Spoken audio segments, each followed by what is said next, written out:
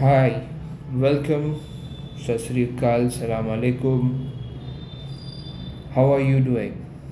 Today we delve into the world of diabetes, the prevalence, the incidence, the A1C, and A1C is the way we diagnose diabetes, and the other parameters we use for diagnosing diabetes are the fasting plasma glucose, we have the oral glucose tolerance test, and also the postprandial glucose. We look at the incidence here and also the way we can address these problems. So, coming to the A1C, how is it that patients have these complications with diabetes? Once you do not address them at the right time, you can have many complications with you, including the microvascular and the macrovascular complications that can be due to the accumulation of the blood glucose, the glucose into the different organs. It can deposit in your kidneys, in your heart. It can give you a stroke, and also the eyes and uh, every organ you can imagine that can affect diabetes can affect. But these are the major organs that usually are involved. So, what is HbA1c, also known as A1c? That's the amount of glucose attached to your hemoglobin in your blood, and if it's less than 5.7%, that is normal. If it's pre-diabetes, it's greater than or equal to 5.7%. If it's less than 6.5%, that's the upper range for pre-diabetes, and diabetes is full-fledged. And we have when the HbA1c is greater than 6.5%. Remember, we are addressing type 2 diabetes now. Type 1 diabetes is the autoimmune destruction of the pancreatic beta cells, and that has a different approach. That is not reversible usually because of the autoimmune destruction that your own body attacks the beta cells of the pancreas. Now, coming to the next slide, that is the fasting plasma glucose. Uh, these levels are maintained in a normal healthy individual that will be less than 100 milligram per deciliter, and for pre-diabetes it's greater than or equal to 100 milligram per deciliter and less than 126 milligram per deciliter. Diabetes is full-fledged and uncontrolled blood sugars, that's also we can call it, when the plasma glucose and the fasting is greater than 126 milligram per deciliter. Now, the fasting plasma glucose, it's done after 8 to 12 hours of meal. The time of the food intake is also important here because the levels can be high when your food intake, the digestion process is also at a slower pace. For example, you take the food at 9 p.m. Now you have to check your blood glucose levels around 6 p.m. or the 9 p.m. So you couldn't go on till 10 p.m. because the food takes time to digest at the uh, stomach level, because the acids and all take time to digest, and the first molecule of glucose gets into the blood after an hour. So that's how things go on with the fasting plasma glucose. Usually, the doctors prescribe this, and most of the diabetic patients have the number one cause is the high calorie intake and the adiposity based chronic diseases that can cause diabetes and also other diseases.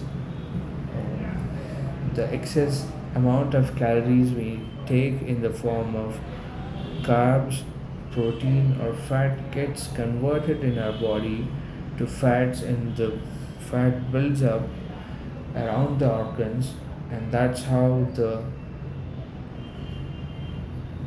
diabetes type 2 develops in most of the patients. It's also due to other factors like genetics, where even the lean patients can have type 2 diabetes, and that's how we diagnose diabetes with HbA1c, fasting plasma glucose, oral glucose tolerance test. Now, what is this one? This one, the normal healthy patients have less than 140 milligram per deciliter. Pre-diabetes is when we have greater than or equal to 140 milligram per deciliter to less than, the upper border is less than 200 milligram per deciliter. You have full-fledged diabetes when the plasma glucose is, after say 75 gram blood glucose, we take a solution to have it in our body through our mouth, and if it is greater than 200 milligram per deciliter, that is oral glucose tolerance test is positive. Now we also test in a way the postprandial glucose, also known as the PPG, or the post lunch. That's how when we have these test results here. So what do we see here? If it depends on the age, the plasma glucose levels depends on also on the age, the gender, health history, and other things like the diet and the lifestyle. Now those who don't have diabetes, they have the plasma glucose levels 140 milligram per deciliter after a 2 hour meal, after 2 hours after a meal, and those with diabetes have less than 180 milligram per deciliter. If your blood glucose level is still high 2 hours after you have eaten, or if it is high 1 hour after a gestational diabetes glucose tolerance test, it could mean you have diabetes. This is a sample from the veins that can be used. Now, coming to the prevalence of the diabetes in our country, that is the India, we can see that the maximum percentage is greater than 10% of the state populations. Those in the red are the high prevalence, and those with in the pink, or the, it's not pink actually, it is a color, like what color is it, I don't know actually. That's a pastel color actually, which I can't say the name. Anyways, so let me know what color is it in the comment section below.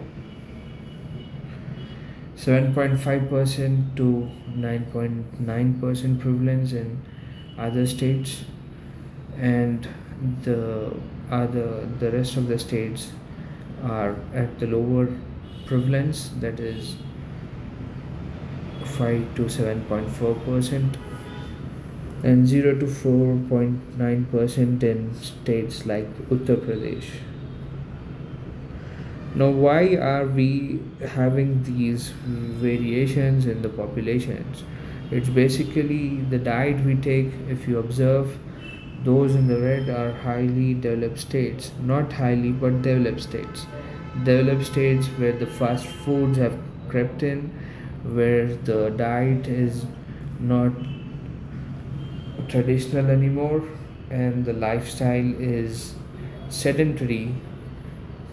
There's less moving around. So states like Kerala, Karnataka, Maharashtra, Chhattisgarh, and also Tamil Nadu, Puducherry, all of these states, along with Punjab, Chandigarh, Haryana, Himachal, Uttarakhand, Delhi, Sikkim, West Bengal, Tripura, and Sikkim have high prevalence. because owing to the again calorie intake and also the other lifestyle factors. Now, how do we control diabetes? The basic thing is that we can restrict our diet on a way in a way that we reduce the carbohydrate intake, we take less glycemic index foods, and intermittent fasting. If all these fails, then we'll have to switch to the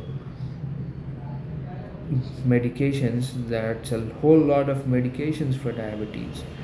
It's a very lucrative industry, and still we do not have a definitive treatment for diabetes in the world. So the only thing is prevention. Right now, prevention is better than cure. That's what we can say. And the hypertension versus the diabetes medications. As we know, pharma companies have been developing diabetes drugs for long, as opposed to those hypertensive medications, which are limited and are effective. But diabetes, it's a very complex disease that requires multiple interventions. But all of these can be prevented. The medications and the other cost factors can be preventive if we have good control on our diet and and we move around a lot and keep breathing. Now, the final slide here, this the intraocular pressure. That's the intraocular pressure in the eye. The thyroid, diabetes, cholesterol, triglycerides, and hypertension are all silent and slow. You need to check and monitor every 6 months, preferably 3 months, if it is greater than if your age is greater than 50. Thank you for watching. Have a great day.